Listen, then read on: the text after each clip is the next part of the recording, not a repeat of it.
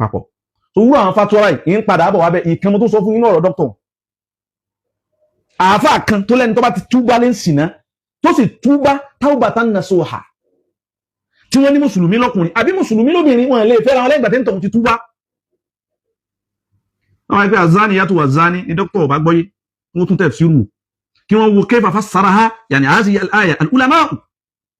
mọ́ṣálà náà bí fi ń sọ̀rọ̀ ẹ̀sọ́ bí ta nẹ́bí ti lé kòkó bá nìyàn ẹ̀sọ́ fún ẹjárí ma fi al-Qur'an wa ma fi hadith a sì dáwọ́ fi lọ pàdé ọlọ́run a ma mọ rírì ma qaddamuhu lana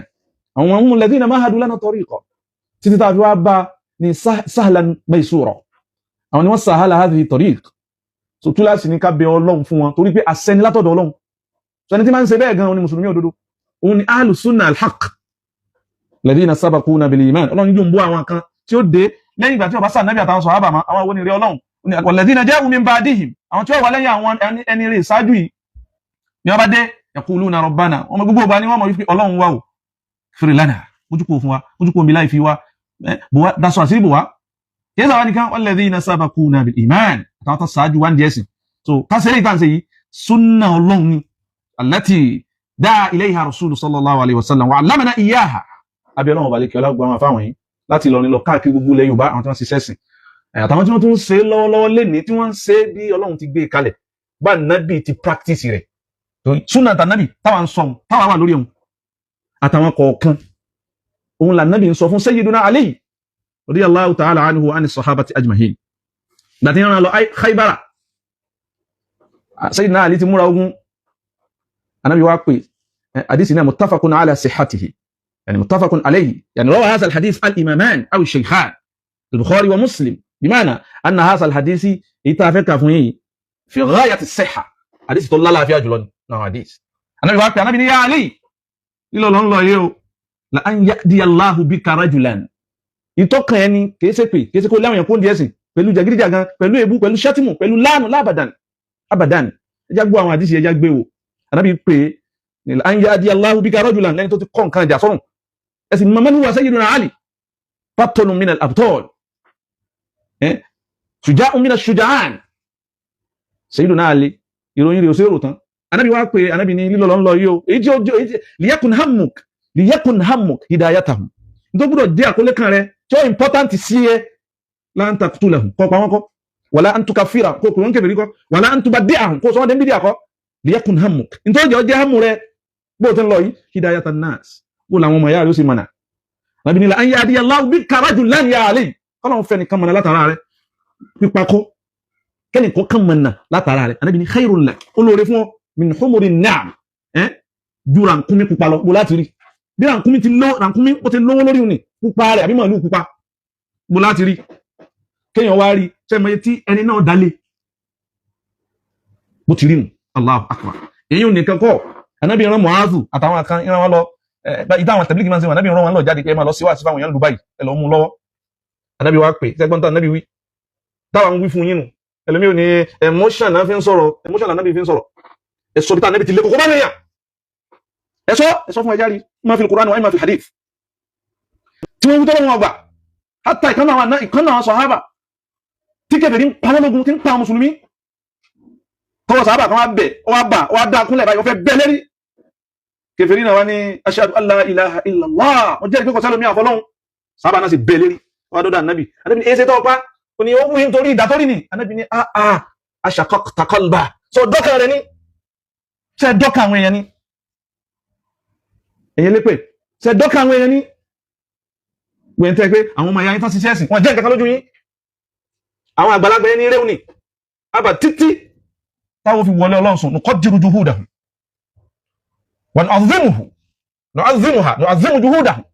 wa nuqaddiruha a máa gbé lérí ni tí wọ́n bá ti lu tí wọ́n ṣe bó ti yẹ ká ṣe nígbà táwa rí a fún wọn ní uziri bóyá qad la yudrikuhu bóyá lè má màdí sí òní àwọn asa'u fahma àbí wọn gbọ́ yé sí tọ́lọ̀ ń gbọ́ yé sí tàbí gbọ́ yé sí tàbí sọ́ọ́bà gbọ́ yé sí bóyá wọn gbọ́ yé sí bẹ́ẹ̀ ni amúfà àlúhù ní illati ma qad la a'rifuha wa qad la ta'rifuha ant wọ́n lè sẹ́ nítorí àwọn orísìí kọ̀ọ̀kan tí wọ́n lè mọ́mọ́ tẹ́mílẹ̀ mọ́mọ́ ma lam takun hadhihi al-a'mal kufra lókùn gbàtà ipá àwọn sẹ́tà ń fún wọn lẹ́títíùsì lórí èyí tí ìbá ti ṣiṣẹ́ kèfèrí alásìkò wọn àbáwọn láyé àwọn táwọn bá àbáṣẹ kèfèrí lọ́wọ́ wọn Ànábì wá pè wọ́n, Ànábì pé wọ́n sọ àbàjọ ni lílọ lẹ́ ń lọ yìí o, Ànábì ni yasiru, lílọ lẹ́ ń lọ yasiru. Àdísì ni Bukhari gbà wá, kí n sọ nọ́mbà rẹ̀ fún yín, 69 ní Bukhari, bá ti ní mọ́tún Bukhari lọ́wọ́ òjìnà, 69 ń lọ́wà. Muslim 1734 ẹ lọ wò. Ànábì ni yasiru, nínú ìwáyà mi ọlọ́run méjì ni, Ànábì ni yasira, wọ́n tó ń lọ Ìlọrin lọ sí wá sí, wọ́n tó ń lè kó lọ sí wá sí ẹ méjèèjì, àwọn sọ́wọ́ yòókù náà wà lára wọn, wá sí ẹ méjì wá sí ní gbogbo àwọn sọ́wọ́ yòókù. Ànábì ni wọ́n yasira, lílọ lọ yasira, ìrọ̀rùn ni ẹ ṣe fáwọn èèyàn, ẹ̀dẹ̀ ni ẹ ṣe fáwọn èèyàn, ẹ̀sìn ni ẹ kó àwọn èèyàn, báwọn yóò ṣe sórí ayé tàbí kíámọ̀ nǹkan àlọ́kàn yóò wala tu'assiru, ẹ má lè kókó mọ́ wọn nǹkan ẹlẹ́sìn. Sàhábà l'Ànábì sọ báyìí fún pálẹ́yìn wala tunaffiru, ẹ má lẹ́yìn kó díẹ̀ sí ọlọ́run. Báwọn wí fún yín ni àbẹ́ nìkankan jà, ẹnìkankan àhétì ẹnìkankan, ṣùgbọ́n kò sí bí èèyàn ṣe tó bá tẹ̀sẹ̀ àgẹ̀dẹ̀ bí ẹ̀sìn ọlọ́run á dà padà fún. Ẹ rí kí n tó lọ pìràmbù nìyẹn, mo kàn fi ẹ́ ṣe pìràmbù ni, mo play gbàtà wọlé, mo play àwọn wá sí Dr Sharaf láwọn ọlọ́kan ọ̀dọ̀ kan. So eléyìí ni gbogbo àwọn wá sí ní ń padà bọ̀ wábẹ̀ kìí sì ní wọ́n sọ fáwọn èèyàn pé ọ̀pọ̀lọpọ̀ fatuwa tí wọ́n ti wọ́n ń gbé gbági. So gbàtà àwọn èèyàn dákẹ́, àwọn kan tán lọ ṣe Google search tán ṣe náà lọ kó kìnìún wa gbogbo ẹ̀ náà láàrin kéèyàn sì ṣe kò sáburú lókun ìgbà tí èèyàn bá ti ṣe pẹ̀lú déédéé kó Google search náà kò sáburú. Ṣùgbọ́n alladhi yu'limuna wa nata'assafu alayhi, òun ní káwọn kan àwọn àfá kọmọ Google search wọ́n ara wọn kan kọmọ láwọn fi ń bú wọn pé Google search ní gbogbo ẹ̀ náà láàmà tú fún yín. Gbogbo ọ̀rọ̀ dọ́kítọ̀ tí wọ́n ń sọ ní àwọn ọ̀rọ̀ tá a play pátápátá wọ́n rọ́ǹgì. Pàápàá jùlọ èyí tí wọ́n sọ gbẹ̀yìn, èyí tí dọ́kítọ̀ sọ gbẹ̀yìn tí wọ́n ní ọ̀rẹ́ ń sìná, ọ̀rẹ́ obìnrin kan ṣe sìná, ó wá túbá ahadun minal alamin lam yufti, irú fátọ́ tó mú wáyìí ma qala biha ahadun minal alamin. Fatwa tí wọ́n ṣe pé ẹni tó ti ṣe sùná tó wá túbá, ẹni tí ó wá ṣe sùná lọ́kùnrin ò lè fẹ́. Àfáwà Dana Imam Al-Ghazali hayyakumullah, ọlọ́run jẹ́ àríyìn pẹ́sà, ẹ má bínú èèyàn, nọ́mbà tí mo fi ń ṣe náà ni kọ́ọ̀lù yẹn ló ń disturb ẹ̀. Náà bá ṣe sí náà ni ẹ̀kọ́ lọ́n kó jọ ráyìn papọ̀. So wúrọ̀ àwọn fatwa ráì ń padà bọ̀ wábẹ́ ìkan mo tó sọ fún yín ọ̀rọ̀ dọ́kítọ̀. Àáfà kan tó lẹ́ni tó bá ti túbá lé ń sìná tó sì túbá taubatan nasuha, tí wọ́n ní mùsùlùmí lọ́kùnrin àbí mùsùlùmí lóbìnrin wọn lè fẹ́ra wọn lẹ́gbàá tí ń tọ̀hún ti túbá. Àwọn ẹgbẹ́ azani yàtọ̀ wà zani ní dókítà ọba gbọ́yé wọ́n tún tẹ̀ sírù kí wọ́n wo kayfa fassaraha yàní àásì al-aya al-ulama. So káwò